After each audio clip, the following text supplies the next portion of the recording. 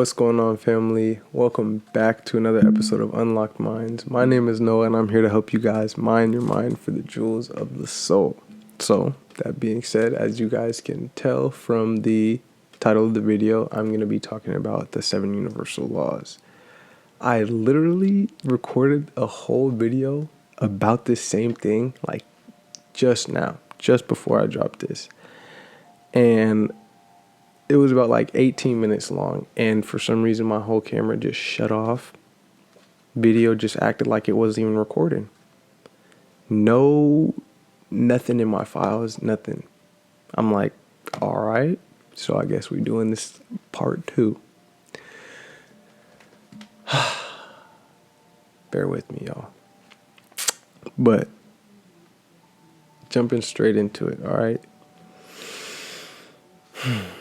Law 1 is the first immutable or untranscendable law, okay? And so basically law 1 is the law of mentalism, which means all is mind, right?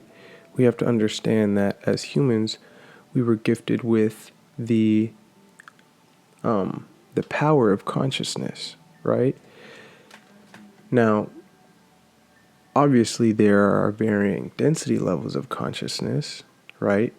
Plants, animals have consciousness, but it is to a varying degree, okay? And so keep that in mind. Consciousness is the underlying substance of the entire universe. And if you guys see me looking down, it's because I'm referring back to my notes, right? This is a lot of information. I just want to make sure it's accurate. And so this holds true on the spiritual, mental, and physical plane, right? Consciousness is everywhere, no matter where you go, okay? And so we have to understand that each one of our minds is connected to the absolute and all-powerful mind, right? And so this is why I kind of tell you guys to mine your mind for the jewels of the soul.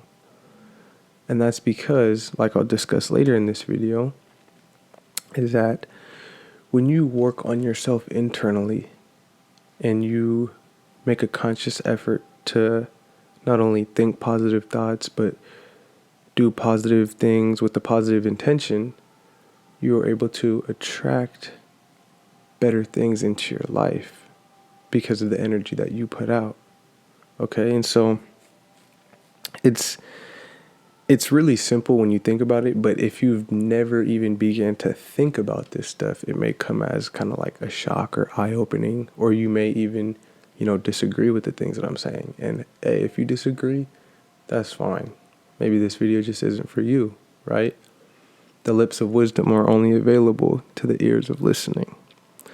So that being said, we have to understand that our reality is nothing but a manifestation of our mind, or a projection of consciousness, right? And so, since all is mind, this means that you do not have a mind, but you are mind, okay? And so you may be looking at me like, what is this bro talking about? Trust, family. I'm gonna explain myself, okay? So, that being said, once we understand that all is mind, we begin to look at it as, okay, well, maybe I should start treating others how I want to be treated.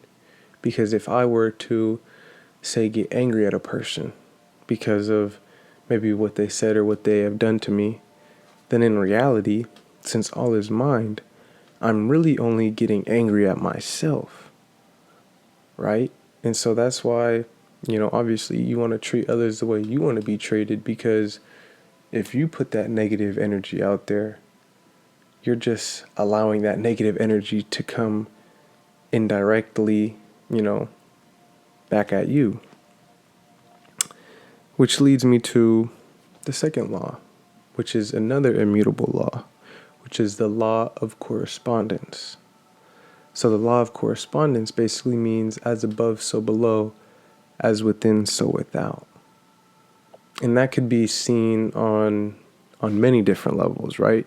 but I'll just give you guys a example in a way that I know using astrology, right? So astrology is the study of the stars, right? Celestial bodies, planets. And so the reason why astrology is, found in religious texts, like for instance, the North Star, found in the Bible, the three kings, and I'm not that I don't read the Bible, but I think that, certain religious texts are up for the individual's interpretation of them, right? And so that being said, we can see, certain planets, possessing certain energies directly influence and affect us down here on Earth. So that is why some people refer to the planets and other celestial bodies as the macrocosm, and us down here on Earth are the microcosm. So in reality, we are the microcosm is a direct reflection of the macrocosm and vice versa. All right. And so we have to understand that there's no separation between planes, the mental, spiritual, and physical plane, because all is mine. The only thing that is different between the planes is determined by vibration. Okay. So you have to understand that,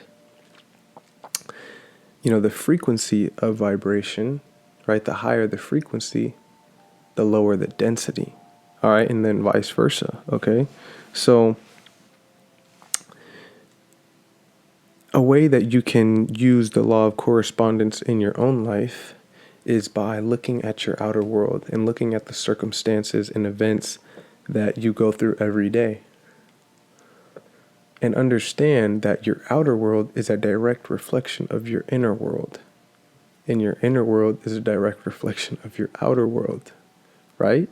And so for some people that may be, going through a lot of things, and that may be, maybe, I guess, feel trapped or feel depressed due to the certain, circumstances that they're going through in life, you have to understand that every specific effect that happens in your 3D reality has a specific cause from your internal reality, right? And so that being said, the way that you can change your reality or change your circumstances is by changing what you think, which includes not only how you feel, but it includes, what you assume, how you react to certain things. All of that kind of ties into each other. So when you are able to master your thinking, you are able to, in a sense, create a better reality for yourself. Not only with, I guess, the law of attraction, but through manifestation and different techniques that I'm going to, teach you guys, right? I'm going to teach you how to mine your mind for the jewels of the soul. I'm going to teach you the power of the subconscious mind. Okay? And so in a Greek temple of Apollo at Delphi, there is a famous quote that says, "Know thyself, and thou shalt know all the mysteries of the universe."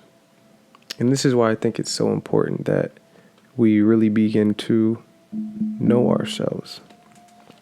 Because once we understand that our inner world is directly reflected into our outer world, we'll begin to think, okay, well, what certain things am I thinking of every day that may not be positive or adding any sort of value into my life, right? Where your attention goes, energy flows.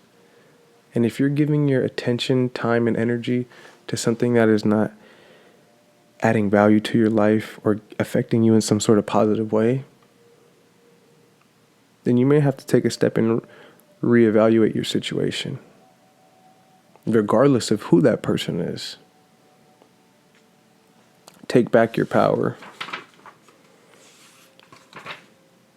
Law 3,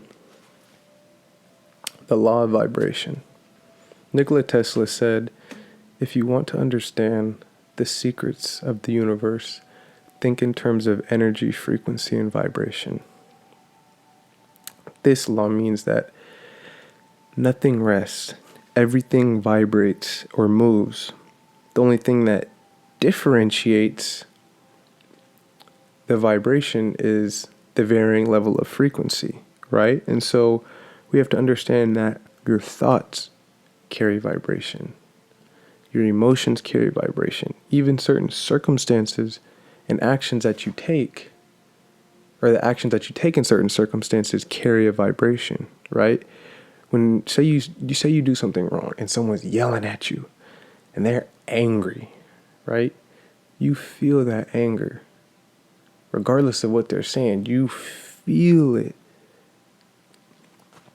So, we must understand that the higher the frequency something is, the lower the density. And the lower the frequency is, the higher the density. Okay, and so at the end of this video, I'm going to drop a chart that shows corresponding emotions with varying levels of frequency. So at the bottom of the spectrum, you have emotions like fear, anger, guilt, shame, and they're all varying levels of lower vibrations. Whereas you have, feelings of maybe peace, love, happiness, joy, enlightenment, wisdom as higher, ranges of frequency. Okay, so one way that you can work with the law of vibration is basically choosing what you think about, choosing where to put your attention to. Because like I said, where your attention goes, energy flows, right? So by intentionally increasing the rate of your mental state by, thinking positive thoughts, you are then able to put yourself in a higher frequency. So learning to control your mental vibrations by choosing what you focus on, who you talk to, what you think about, how you emotionally react or assume to, circumstances or events are all ways that you can use this law of vibration to help you, right? Because just like what I told you with the law of correspondence, your outer 3D world or reality is a direct reflection of yourself internally, okay? And so you have to understand that, just like I said with law number 1, since all is mind, that we have a subconscious mind, we have a conscious mind, and we have an unconscious mind. And so by rewiring our brain to start beginning to, pick up on our change of thoughts, or pick up when we, maybe putting ourselves in a low vibrational state, we're able to change our core beliefs, and we're able to, use our thought power for good rather than wasting it on, maybe someone who's not adding any sort of value or doing any good for you, right? So take back your power, family. Understand that directed power basically means that higher frequency has a direct effect over lower rates of frequency, okay? And so by raising your consciousness vibration, you are then able to increase your rate of manifestation, okay? And I'm going to have a separate video talking about manifestation, because I think that's something that's very important of its own. But that being said, I think that this video, I don't want this video to get too off topic. So jumping into law 4, we have the law of polarity, which is the first mutable or transcendable law. Okay. And the law of polarity can be seen as yin and yang, or good and bad, right? Where everything is dual, where it has poles, right? Opposites. Okay. And so we have to understand that opposites are identical in nature, yet varying in degree. So when we think of temperature, right? Sometimes it's two sides. It's either hot or it's cold. But temperature is the same thing, just varying degrees, right? And so once we are able to understand that, we're able to understand that there's always two sides to things, right? Sometimes we just have to look at things from a different perspective to really understand that. And so one way that you can basically transmute your emotions along the same level. So what I mean by that is that sometimes we have good emotions and bad emotions, right? And kind of like what I told you with the varying frequencies of vibration. So by rising above your emotions and focusing your attention on expressing higher vibrational emotions, you're able to transcend this law of polarity, right? And so by really transcending this art of polarity, it's called mental transmutation, or the art of polarization. And there's a bunch of teachings on this, and I really do hope that you guys kind of go more in depth to that, because that's something that I'm not going to discuss here in this video, but there's definitely a lot of good knowledge that you guys can access. So by raising your mental plane vibration, you're then able to directly, change your physical experience, because the law of correspondence. So you see how a lot of the laws kind of have overlap, right? And so the first three laws can basically be seen in the next four mutable laws, right? And so those higher three laws then govern the lower four, okay? And so by rising above the law of polarity, by rising above the law of polarity, we understand that duality only operates in the physical and mental plane. It does not pass on to the spiritual plane. And the reason is because the spiritual plane, or I should say in the spiritual plane, all is one, right? In the spiritual plane, you got to realize that when you look at another animal, say, I'll try to give you guys an example. When you look at another animal, you don't look at that animal as food. You look at that animal as another being, right, that has its own life and is maybe a reflection of you. Okay? And so in the book, it's the Hindu, it's kind of like the version of the Hindu Bible. I think it's called the Bhagavad Gita, something like that. I'm sorry if I'm mispronouncing it. But it basically says God is above all opposites. Okay? And so this basically means that God, or the absolute mind, like I said in Law 1, is above the law of polarity. So this basically means that since we have that divine spark of God within us, we are able to transcend this law of duality, right? We are able to look at a certain instance in our life and understand that, yes, there are two sides of things, but by taking a step back and seeing things from that omniscient perspective, we're able to see things for what they truly are. Okay, so one thing that can help is not labeling things, right? By not labeling a certain instance, we are then not attached to the outcomes of either side. Okay? And so that may be straightforward for some of you, but for other people, you're like, what do you mean labeling? And when I mean that, What I mean by that is that depending on the person, right, depending on your perspective, you can have a different concept of what good and bad means.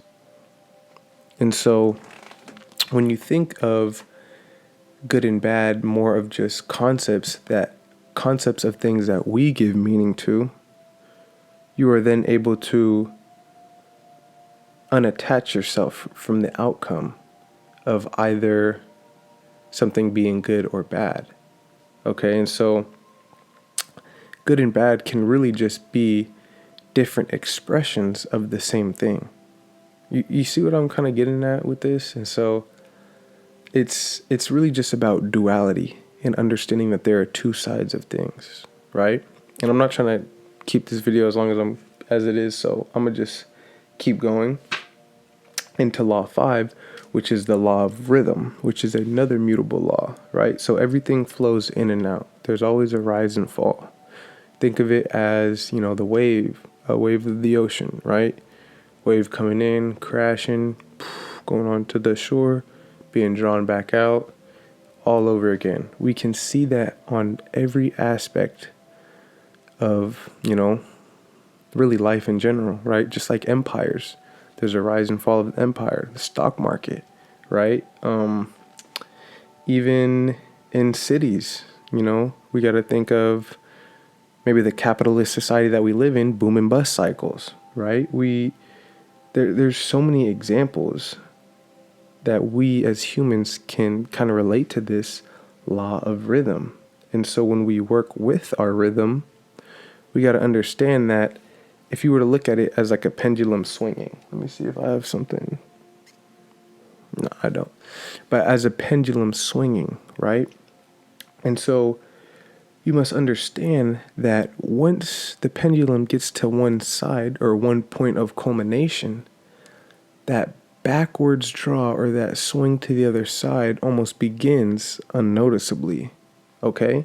And so by applying that knowledge into your own life, you can understand that you don't need to fear or panic when you're beginning to have that sort of, backwards movement. For that same backwards movement will then get to that point of culmination and begin that forward swing, okay? And so this law seeks balance, all right? And so the way that you can transcend this law is avoiding extremes, in the sense that by avoiding extremes, the pendulum has nothing to correct, okay? And so I'm not saying to avoid extremes in the sense of striving for mediocrity or not to care, because that's not what I'm saying. I'm saying that we all have to understand that, with even say, for instance, with our own endeavors, we might have a point in time when, everything's going great, it's good, we're on the upward swing, and then boom, something happens and it's like a downfall, it's like a chain reaction. We don't know what's going on. It might not be going our way. We're getting stressed, we're angry, or we're frustrated. And then, boom, maybe there might be a certain event that just so happens to go your way. And that string of good events then follows it, okay? And so we have to understand that we are one with the all-powerful and absolute, right? Nothing is impossible. But we have to stay focused, okay? So sometimes you must rise above your inner world so your outer world can reflect it. And I'm going to keep saying that until you guys understand what I'm really trying to say, okay? So another way that we can transcend this law of rhythm is if we're experiencing mental extremes on either side, albeit overexcitement or obsession or attachment, we must calm the mind so that the thoughts and the actions that follow are not extreme. And when you look at it in terms of a pendulum, right, it's by doing this, you create a measured swing so that when that backward swing occurs in your life, it is so calculated that it's almost unnoticeable. Okay? And obviously this goes on a case by case basis, because extremes are relative depending on the person, right? It's all about perspective. Okay? And so that being said about Law 5, the law of rhythm, we have to understand that once we learn these laws, we are able to, use them in our own life to master our own reality. Okay, so that brings me to Law 6, which is the law of cause and effect, which is another mutable law.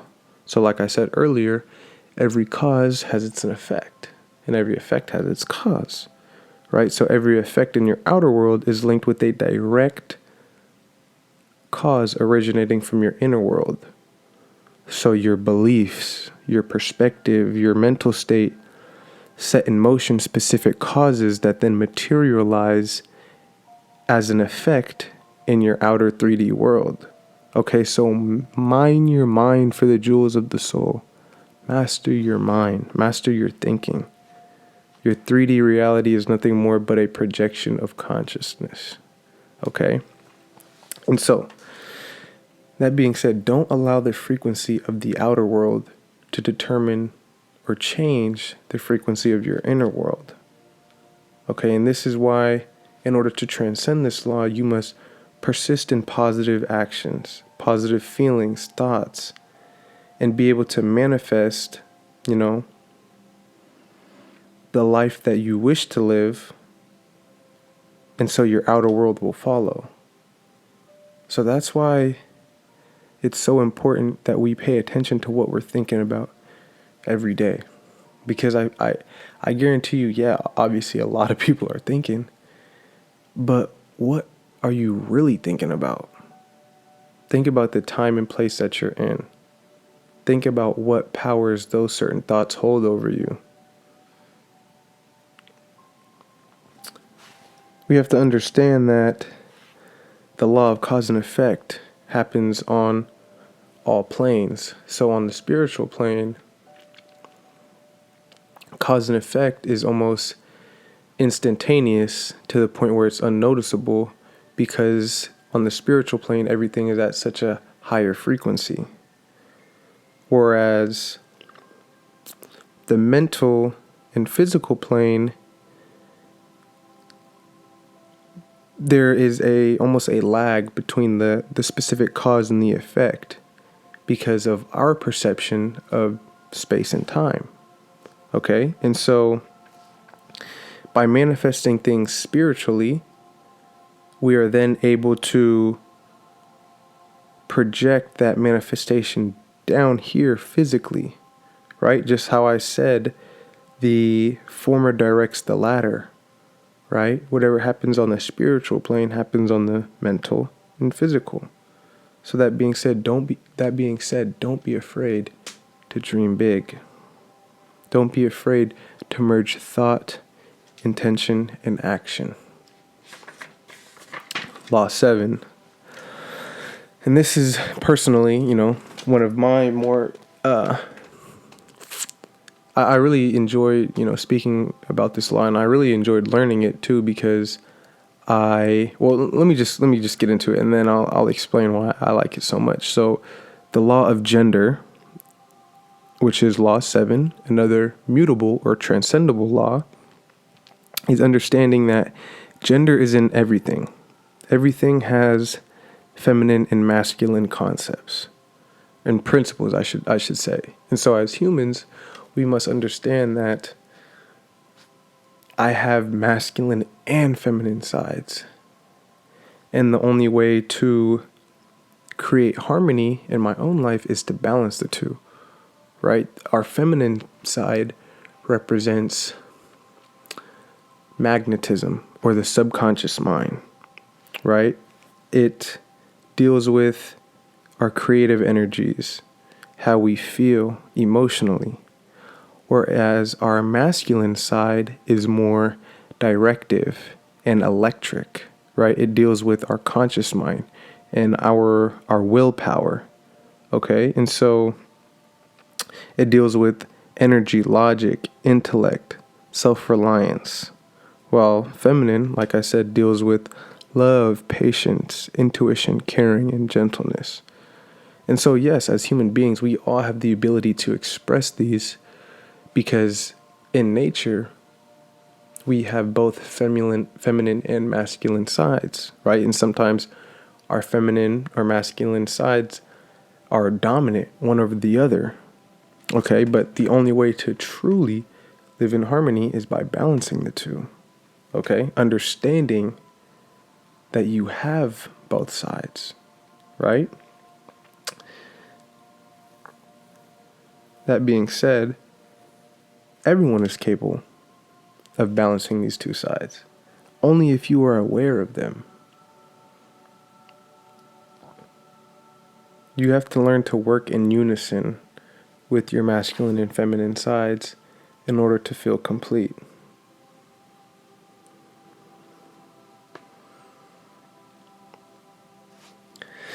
That being said, a lot of you may be asking, well, what about the law of attraction? Like I've heard about that. Like, why isn't that a universal law? And truthfully, the law of attraction runs through all of the laws, right? And I think I'm gonna make a separate video for the law of attraction just because of how important it is, that you guys really understand and grasp it. Okay, so basically, one thing that I want to leave you guys with is attain direction of your inner world so your outer world can directly reflect it. Okay? By mastering these 7 universal laws, you're able to master your life in every single way. So, that being said, I know this video is super long, and I know some of you guys may not even watch all of it, or may watch it in sequences. Doesn't really matter to me. I'm just putting this knowledge out here for y'all. So you guys start thinking about it. You guys start looking at your life in a different way. That being said, I hope wherever you guys are, you're having a beautiful day. And I really do appreciate all my subscribers and everyone that's viewing this. Please drop some comments. I'd love to discuss some ideas and thoughts that you guys may have about these 7 universal laws. So, peace and power, family. I'm out.